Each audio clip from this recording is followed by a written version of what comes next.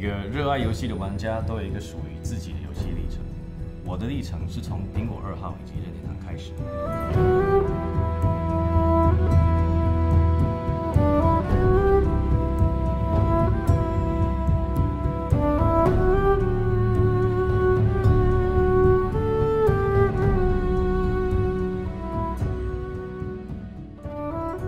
从第一次接触游戏到现在已经20多年，一直以来呢，在玩游戏的当下，都是希望能够享受到每个游戏所带来的惊喜以及挑战。没有所谓真正完美的 MMO， 为什么？因为每一个时期所谓的完美都在变化。对，重点是这个 MMO 是不是给我体验到我想要下班后空闲的时间可以得到开心的那个过程。有一个重点是，不管什么时期都要坚守的，就是不管是自己一个人，或者是跟朋友组队，跟一群人，都可以很快乐，这样子才是好的 MMORPG。角色扮演类型的游戏最主要是要让玩家融入这个世界，融入到这个世界中，不管你看到的景色，或是看到场景、看到的怪物，所有的文字的表达，都是让你觉得你是活在这个世界里面。我们在每一款游戏的时候，我们都会想要抓住市场我们想要的那一群玩家。那其实我们也很难确定这一群玩家是不是在我们产品推出的时候，他还是喜欢我们这一款游戏。可是有一个重点是，当我在做这一款游戏的时候，我是开心的，在那个呈现出来。像刚刚丁丁说，我有一个内部 demo 版本，我是不是每一个 demo 的时候，我都觉得他给我的体验是开心的？因为在面对市场前，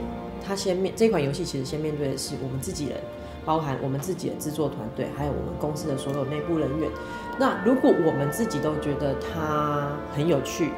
它给我的感觉就是很爽快的一个战斗过程，它给我充分的探索。如果它达到我们自己想要的效果，我想它到市场上，其实它不会有太大的意外。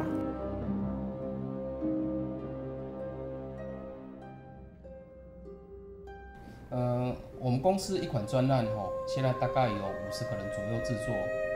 那它包含了程式、企划、美术、音乐，还有测试。那当然许多那个员工他是跨专案的合作那程式的话，它是主要建构游戏的骨架，还有制作游戏的工具。然后美术的话，就是把游戏的视觉呈现出来。那再来的话就是音乐，音乐的话，我觉得它主要是赋予游戏生命因为你只要看到那个画面的话，你没有办法感受那个游戏，完全感受游戏带来气氛，需要加入音乐这一个要素。那企划的话，就是利用程式做好的骨架跟工具，把这些美术跟音乐整合起来，然后前期做游戏内容规划，然后后期去把这些素材兜起来，呈现出自己要表现的游戏内容。那最后的话，就是再经由测试找出问题，修正错误。那大概一个整个游戏的流程合作大概是这样子。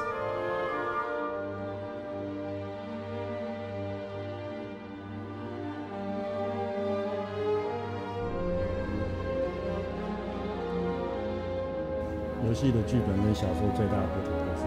游戏写出来的东西必须要能在游戏中做出来，因为他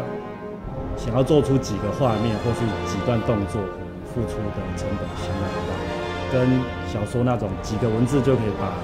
一个可能武侠招式行云流水带过去是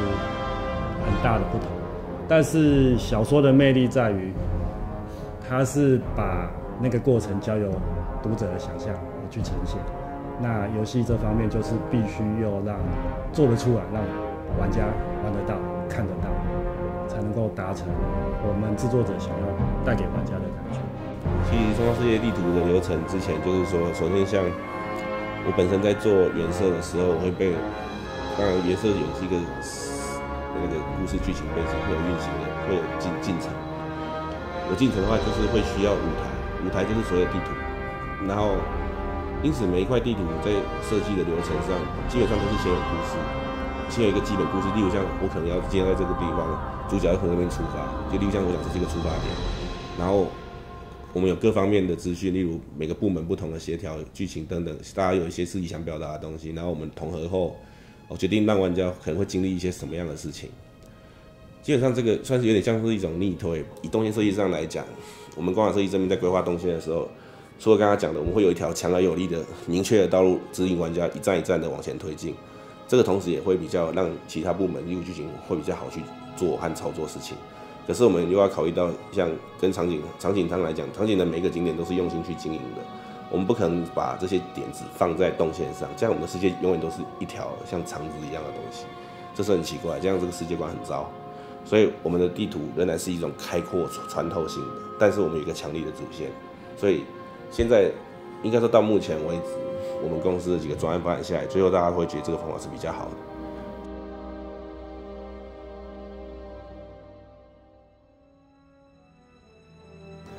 如果说系统是骨架，那么剧情就是它的肉，而美术就是它的皮。我们可以从骨架去判断说，它是一个什么样的动物，就跟我们可以从系统去判断这是什么样的游戏。那它的肉呢，就是去包覆着这个骨架，让它能够动。也就是说，剧情在游戏中，它是一个包装这个系统、驱动这个系统能够正常运作的一个重要的东西。剧情计划最重要的工作是营造这个世界，那所有的任务、所有 NPC 的台词、所有的布景、所有的 NPC 在做的事情，都是我们工作的内容，而不单单只有写文字，或者说是任务，或者说是台词。你在每个地方，例如说妈妈带着小孩子，豺狼人在挖矿，或者说那个巨人在吃尸体。这些都是我们在布置的时候要注意的地方，生态、整个世界的营造，每个地方的人与人之间的互动，都是我们布置的重点。以网络来讲的话，一般的话，我们是会先考虑到我们想要呈现的效果是什么。比如说，我们是会想要是无接缝的地图，然后它可能需要用到什么样的功能，然后我们就会把我们的 server 把它划分成哪些格式，我们会先稍微讨论一下，做一些区块的规划，然后人员的一些风暴传递可以考虑到它的传递次数和它的那个连线和断线的次数这些问题，所以我们是经过讨论，然后大家想一个我们大概的模板，然后再把后面那一个东西把它铺成一个类似一个平台，为了之后在开发的时候，因为有一个固定的平台，你就可以很容易设计其他的类似的游戏。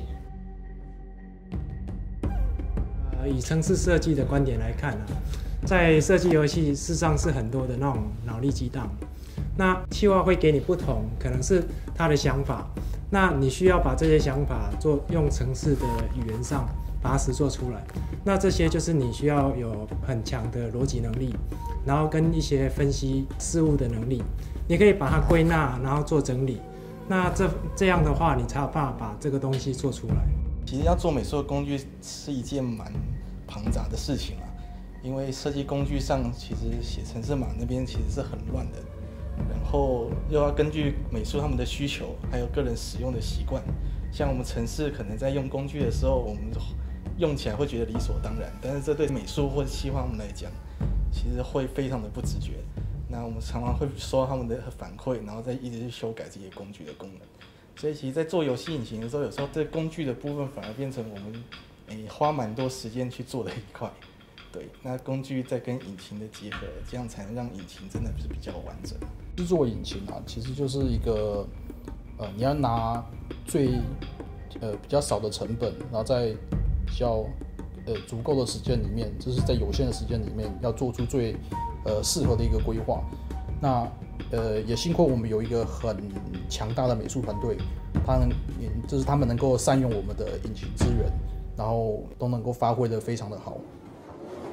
企划最重要的价值就是沟通，你必须把你的想法跟别人沟通讨论，那别人也认同你的想法，或者是我们在沟通的过程中得到一个我们自己觉得比较不错的一个作品的一个雏形，那大家再去做，有参与感做出的东西才会是好作品。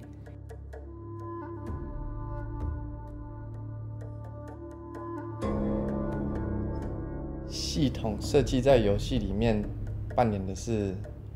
规范与控制的一个角色。那就像比喻的话，就像乐高块吧，我们大概就是去定义说一个乐高块有多长、有多宽，那它跟几个乐高块可以连接在一起，那给玩家这个乐高块，让他们自己去组出他们自己的玩法。系统设计跟 UI 上的配合模式啊，大部分 UI 设计必须去满足他们系统所要达到的一些相关的功能，尽可能就是让玩家他能直觉的去使用，而且这包含了许多因素要去考虑的，比如说使用者他原本的习惯啊，因为许多玩家通常都是玩过许多游戏之后，他会有一个使用者习惯，所以我们 UI 的设计方面通常都会去考虑到。职业在平衡上面最大的困难点就是，大家都希望自己的职业是最强的，是最有趣的。其实，玩游戏这么多年来，其实发现一点啊，当然你要做到一个完美的平衡，这是不可能的。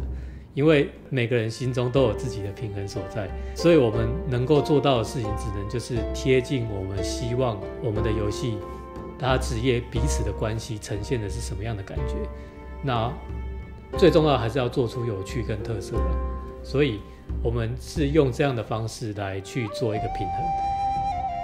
应该说，在设计 BOSS 还有考量职业上啊，因为我们职业一定有分近战、远程跟治疗。那通常我们在设计一只 BOSS 的时候，我们会希望它对所有这3大类型的威胁还有程度是差不多类似。那我们比较会避免去设计一只，譬如说从头到尾的技能都是对近战不友善，或者是对远程不友善等等之类的设计。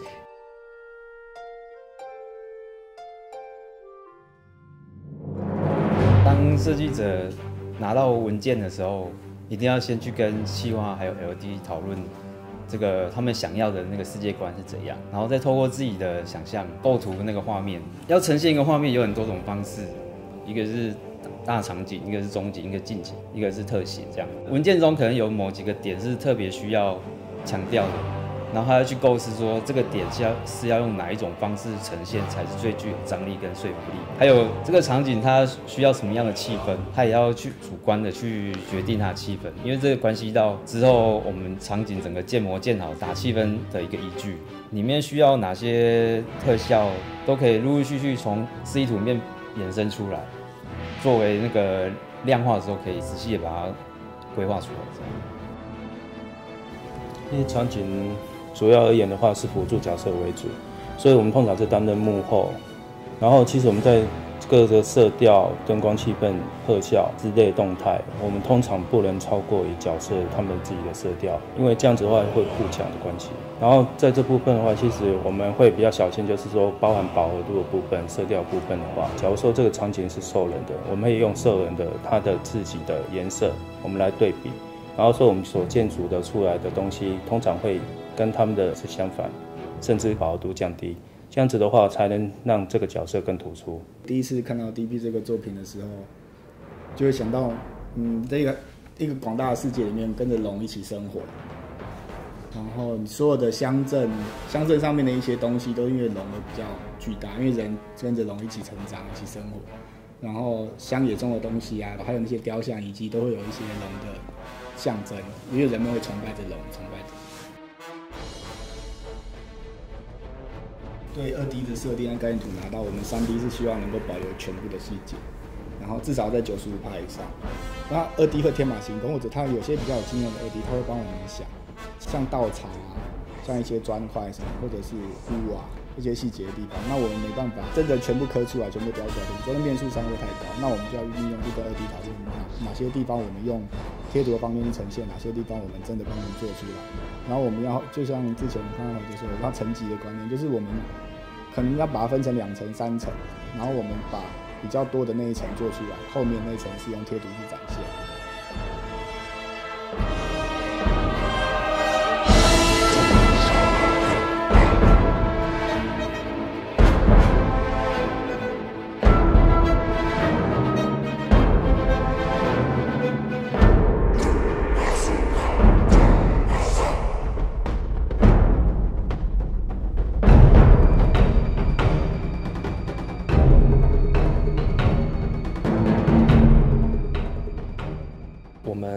希望说，每个设计出来的角色都是可以符合一个原著的精神。当如果说你的角色出来，纵使它的整个画面看起来是非常完美，但是它如果偏离原著精神的话，我们就会优先来剔除。我们要把整个游戏精髓都要把它做到一个比较好的规划，我们才会把它做一个呈现。这是第一个标准。那接下来的话，我们就是比整个造型。好，那我就举克罗诺斯这个例子。克罗诺斯它是我们军龙末世录第1章节的最后一只 BOSS。那它是一个以龙为主体的一个游戏。那一般的龙给人的形象，它是属于比较瘦长型的。那我希望说，在设计这一只最后 BOSS 的时候，我希望它是有一种很强大的邪恶的一个威吓感。那所以我让它的整个身形是做的比较粗壮一点，所以我结合了一些比较雄壮的一些像猫科类的动物，像狮子。所以我在整个概念里面是融入了狮子的概念在里面。所以当它的整个像手臂的一个外形，它是属于长在两侧的，它不像一般龙是长在胸下面这样子。所以我是希望它在移动的时候可以像猫科一样敏捷。然后在头部的部分，我们做了很多种版本。第1章节的最后末章的时候，我们有把头部再做一点改版。这个头部的改版里面，我希望它是可以再增加一些比较增加一些嗜血的杀伤性，所以我加入一些鲨鱼的概念在里面。我让它的整个头型是比较接近像鲨鱼的感觉。包括说整个下颚我都把它往前拉这样子。对，那我也希望说它的整个造型看起来不是笨重的，所以在鳞片里面我也是做一种顺向的发展，比如说让它身上每个鳞片都是顺长的，你不会看到有任何是逆长的一个状况。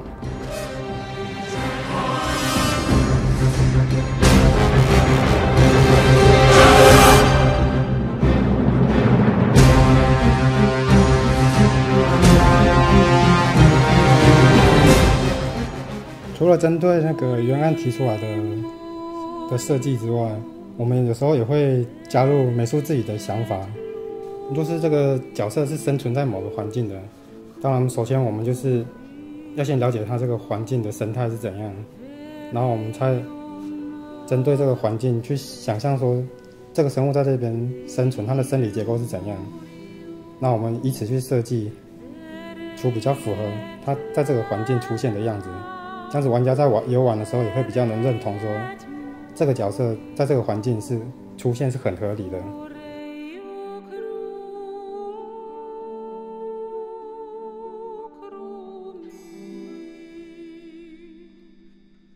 当我在第一眼看到美术他们设计的角色的时候，我通常都会在脑海里面有很多的画面浮现。那像美术给我们的图稿大部分都是2D 不会动的，那我就会开始想说，如果我是他的话，我会做些什么事情？哎呀，我的行为举止是什么？那我就会开始把这些行为举止，包含它的特性、它的背景的东西，融入到我这一次在设计的这个 AI 的战斗里面。那通常我们都会直接在美术面前直接演出来。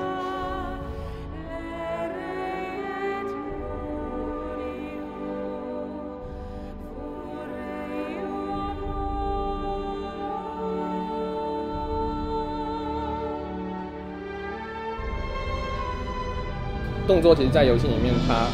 给玩家的东西其实很直觉，就跟在你今天穿的装备里的设计，你今天看到这只怪物，它很直觉。那像你系统的部分是真的，你需要进去玩了，你才能够了解。可是当你没有去了解系统的时候，你当下你进去这个游戏，你就是打怪嘛，那个感觉是很直觉的，对，所以它一定是非常重要。我觉得西方它基本的攻击动作它是比较偏简单。那东方其实很明显，你可以看到一些什么东方武侠，他的动作一定要事前就要那边甩来甩去，然后甩完还要转个3圈，然后才打到人。对他，然后可是西方他其实要求的是快很准，他要的就是很直觉的，你今天要打你就赶快打，不要废话这么多。另外一方面，我觉得其实不要怕感到很丢脸或者是怎么样，然后自己去揣摩一下那个样怪物它应该是什么样的情绪。然后它可能你没有办法飞，但是你一定要想到，如果我是一只鸟，如果我飞在空中，大概会是什么样的感觉？或者是我会游泳的话，对啊，各种情形，我觉得我们都是可以用揣测，因为想象力是无限大。像在电影里面，它其实五官的部分是相当于着重的，可是我们毕竟是游戏，我们其实需要的是很多的那个什么肢体动作，因为玩家可能不是近距离的在看你，他可能是拉远距离的部分，所以其实我们在律动的部分就可以决定出怪物的一切。当然 ，pose 是一个第一印象，也是我们想要发展它的一个个性的一个开端。我们先把 pose 定出来，然后我们再用这个 pose 再去想说，我这个 pose 可以要有什么样其他的表演？光我这个 pose 的呼吸，我的呼吸律动，或是我的身体的那个律动，你就可以，其实就可以表达出它基本想要的韵味在里面。Mocape 它可以截取一些，说真的，我们要花长时间才能够制作出来的一些很细微的一些表演。其实我们在截取的时候，基本上我们的 pose， 因为在游戏里面它一定是一个动作一个动作串在一起的。那所以我们在截取，假设说是闲置动作的话，我们可能有好几组闲置，或者说我们攻击动作有好几个。然后这些动作其实它的每一个动作的前跟后，它必须 pose 是要相近的。这样我们在 3D 后置的时候，它在 3D Max 里面制作上面，它要做 loop， 对我们来讲，它可以缩短很多时间，不用去调整它的对位。The Dragon manuscript finally belongs to us. We be in your debt, good guy. It's looking like a healing is in order for all of us. Lord Izamu, are you there? Lord Valgray has confiscated the elixir and escaped. Bah! That fool of an old has-been. He knows not what he's doing. I reckon he could only be heading one way, to Jagnoth. 过场动画其实是一个辅助游戏的一个工具。那它可以在玩家疲劳的时候去放慢脚步，或者是在重大的决斗之前，然后去凝聚那种紧张感。那相较于现在有很多的游戏，它越来越像电影，我们必须在电影跟过场动画之间去找到一个分隔线。那这个分隔线就是，无论你的内容是怎么样，我们还是要把最精彩的部分去留给玩家跟这个游戏世界的互动本身。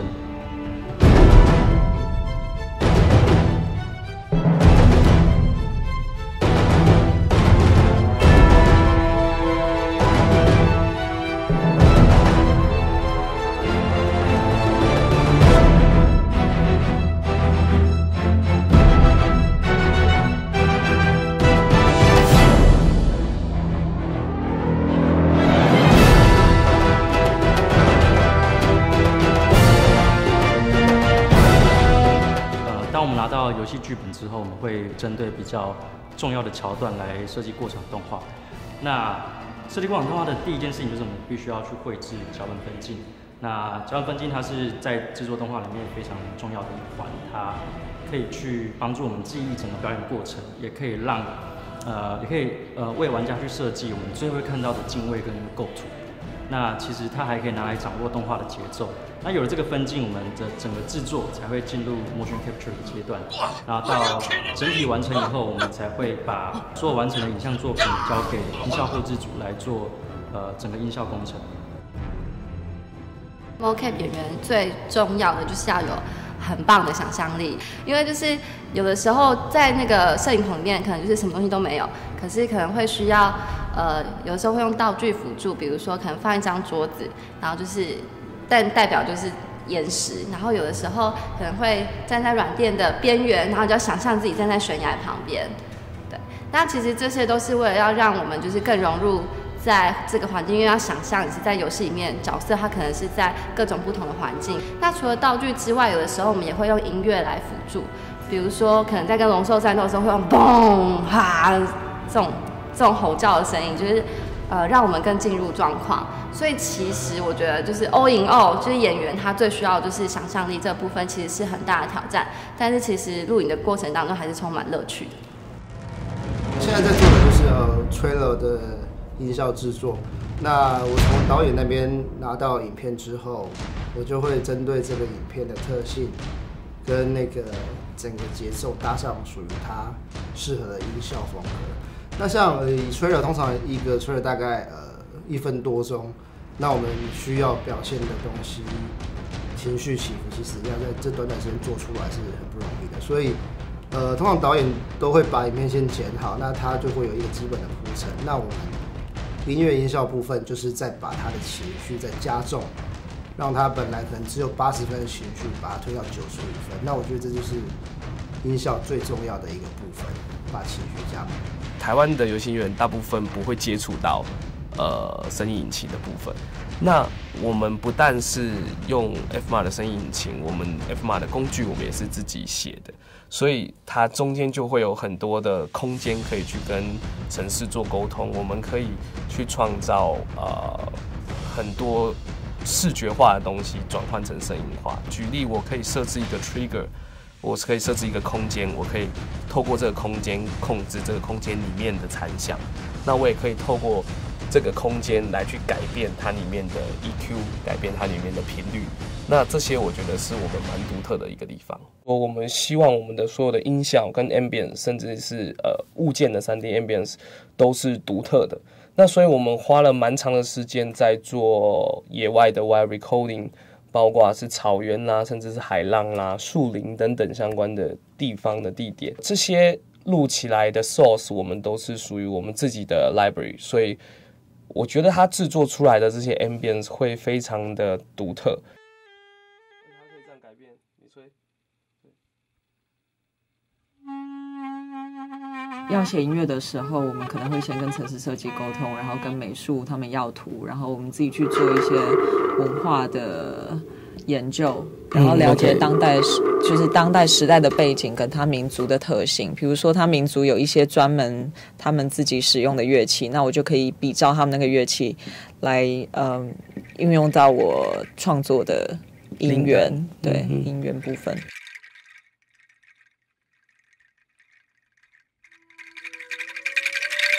场景音的音乐，我们在制作过程中并不会把 melody 写得太明显，因为我们不想要把那个整个环境的感觉压下来，也不想要让游戏玩家在玩的时候被这个主旋律来打扰，所以我们经常场景音的音乐我们会把它低调一点。